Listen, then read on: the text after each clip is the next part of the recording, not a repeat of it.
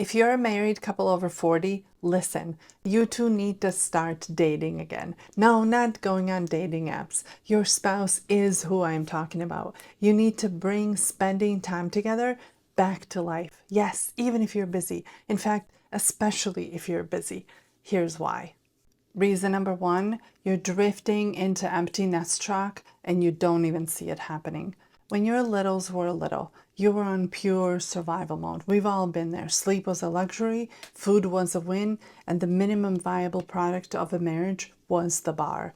You were touched out by all the tiny hands all day long. So the idea of being needed by your husband or by your wife after all that felt almost preposterous. Then the kids got older and suddenly life turned into one massive Uber ride. Sports, camps, church musicals, youth group, everything is about getting them from point A to point B and somehow squeezing dinner in the middle and making sure that it's not just McDonald's every single night. And your marriage, in the meantime, it quietly slid to the bottom of that list. You've been procrastinating the one thing that you two desperately need: time together. And here's what most couples don't realize. You're crouching on the edge of the empty nest years. What's that saying? The days are long, but the years are short. You know that one? Let me tell you something. You do not want to drop off your youngest at college, look at your spouse and think, I don't even know what to talk to you about anymore. I have no idea what you're even into anymore. Outside of these kids, I don't even know you anymore. You don't want that. I have couples who walk into my office at that exact place in their marriage. And no, it's not that it's not fixable or irreversible, but I want to let you in on this because what it is, it's absolutely preventable and you and your spouse can prevent it. Reason number two, your kids are watching your marriage and they're copying it. Here's what we often tell ourselves. Kids come first. We reshuffle the entire list for their sake, for years. Let's not worry about us. We'll deal with us later, right? But here's the reality. Your kids need to see a marriage that's connected. They need to see affection in action. They want to see you two acting like you're on the same team. They need to see mom and dad choosing each other lovingly on purpose every day. Because guess what?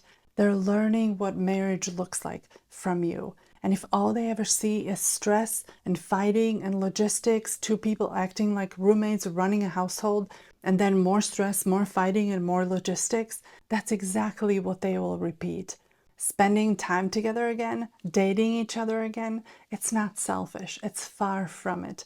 It's modeling healthy love for those little people that you care about so deeply. Reason number three, midlife is when couples stop engaging with each other on an emotional level and they accidentally become roommates as a result. Why does this happen? Our careers expand, our kids need more from us, and they need different things. Our parents start aging. All the bills multiply because we moved to a new house. Life gets more complicated and heavy. And without meaning to, you two become co-managers of a household instead of partners who are actually connected. You know what this reminds me of? When we first moved into our old house, we did all the projects right away. We cleaned stuff up, painted walls, took off wallpaper, deep cleaned the carpets, all the things. Then life hit. I went back to school, we had kids, John went back to get his MBA, and suddenly 6 years went by and we hadn't even touched the landscaping, not a lick of it. Not because we didn't care, but because everything else felt more urgent. Your marriage works exactly the same way. There were years when it simply couldn't make the list, when you were carrying the babies with you everywhere, feeding them, doing everything for them all the time. But now the kids can make their own meals, or at the least they can eat their own meals without your help.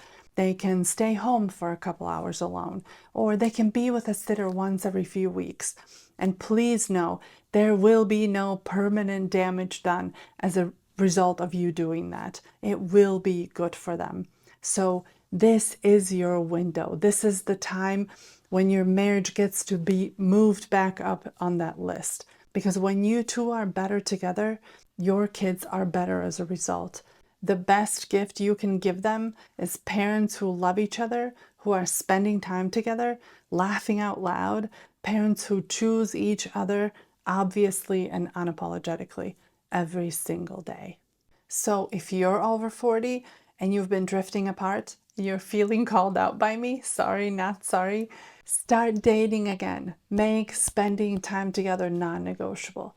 Just the two of you. Make that a thing again in your marriage.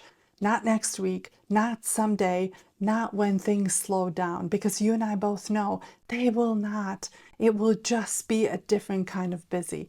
Don't even put it off until after the holidays.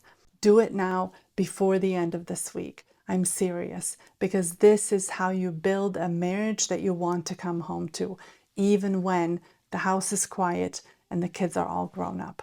Now, if you're not watching this together, go get your wife, go get your husband, watch it with them, or at the least share the link and then tell them that you got to talk afterwards. That way you can make a plan together as a couple and execute on it together. Do it for the good of your marriage. Do it today. Thank you for liking and sharing this video, and I'll see you in the next one.